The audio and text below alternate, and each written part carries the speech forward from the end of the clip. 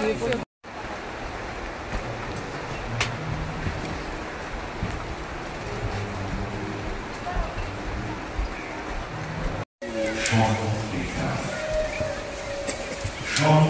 টানকে উপেক্ষা করে আমরা কিছুতেই পরম সুখ ও শান্তির সন্ধান পাব না।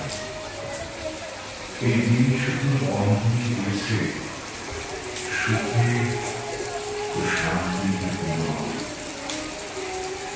সম্পর্কের নিরন্তর টান হল জীবনের নারীটা বেঁচে থাকার বসা, জীবনের পরিপূর্ণতার চাবিকাঠি। সবাইকে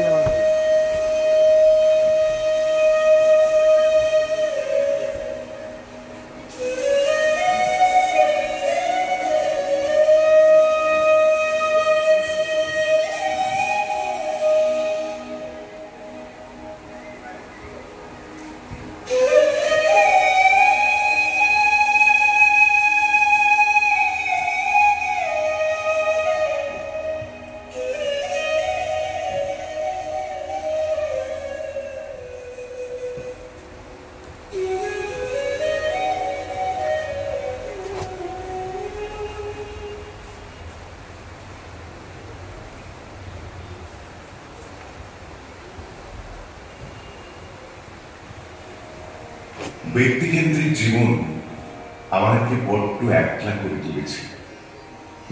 সম্পর্কের বাঁধন আলাদা হতে হতে আজ আমরা শিকড়হীন, একলা। আমরা ভুলে গেছি man is a social being. মানুষের চারপাশে মানুষ আছে বলেই মানব জীবনের এই শ্রেষ্ঠত্বের উদযাপন। ব্যক্তিকেন্দ্রিক স্বার্থপর জীবন মানুষকে সুখ দিচ্ছে না। তবুও মানুষ লোভের বশবর্তী হয়ে দিশাহীন হয়ে ছুটছে আড়ম্বর ও আতিশয্যের ভুল মিথ্যা জীবন সন্ধানে। তাই তো ভিনদেশে চাকরিরত ছেলেটা বারবার খুঁজে চলেছে মায়ের সেই ডাক, সেই কণ্ঠস্বর। খোকা, খুব খিদে পেয়েছে তো, হাতটা ধুয়ে চলে আয়, খেতে দিয়েছি। আমিও খাইনি এখনো, তুই আর আমি একসঙ্গে খাবো। আয় খোকা, তাড়াতাড়ি আয়। সারাদিনের কাজের ক্লান্তি যখন দুর্গাকে গ্রাস করে, তখন দূর আকাশের তারার দিকে চেয়ে দুর্গা অপেক্ষা করে। দত্তদের পুকুরের দক্ষিণের কদম গাছটার নিচে আজও সাজু রূপাইয়ের জন্য অপেক্ষা করে। রূপাই কাছে ফিরে এসে বলবে, তোমার সঙ্গে দেখা করবো বলে ছটফট করছিলাম।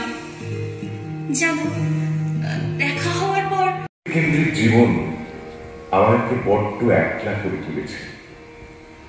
সবকে আজ আমরা শিকড়হীন, একলা। আমরা ভুলে গেছি man is a social being. মানুষের চারপাশে মানুষ আছে বলেই মানব জীবনে এই ব্যক্তিকেন্দ্রিক স্বার্থপর জীবন মানুষকে, তবুও মানুষ লোভের বশবর্তী হয়ে দিশাহীন হয়ে ছুটে। একটু মাথাটা ঠেকে দেব,